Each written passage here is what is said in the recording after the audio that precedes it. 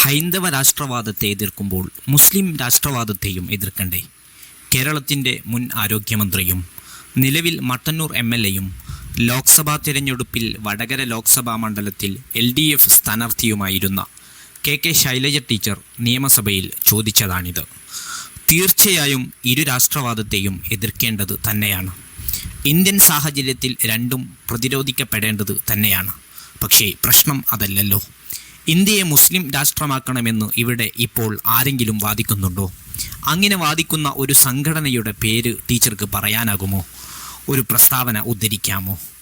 ഇന്ത്യയെ ഹിന്ദു രാഷ്ട്രമാക്കണം എന്നത് RSSൻ്റെ പ്രഖ്യാപിത നിലപാടാണ്. അവർ പണ്ടും അത് പറഞ്ഞിട്ടുണ്ട്, ഇപ്പോഴും അത് പറയുന്നുമുണ്ട്. അതിലവർ സത്യസന്ധരാണ്. ഒരു പരിധി കൂടി കടന്ന് ഇന്ത്യ ഹിന്ദു രാഷ്ട്രമായി കഴിഞ്ഞു എന്ന് വാദിക്കുന്നവരുമുണ്ട് സംഘികളിൽ. മുസ്ലിങ്ങൾ ഉൾപ്പെടെ ന്യൂനപക്ഷ സമുദായക്കാർ രണ്ടാം തര പൗരന്മാരായി ഒരു അവകാശവും ചോദിക്കാതെ ഭൂരിപക്ഷ സമുദായത്തിൻ്റെ കനിവിൽ ഇവിടെ അടങ്ങിയൊതുങ്ങി കഴിഞ്ഞോളണം എന്ന് പരസ്യമായി എഴുതിയിട്ടുണ്ട് സംഘ് നേതാക്കൾ.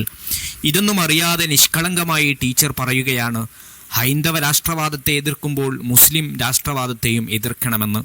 ഭൂരിപക്ഷ വർഗീയതയും ന്യൂനപക്ഷ വർഗീയതയും ഒരേ തട്ടിൽ വെച്ച് ടീച്ചർ തൂക്കുന്നത് എന്തടിസ്ഥാനത്തിലാണ്?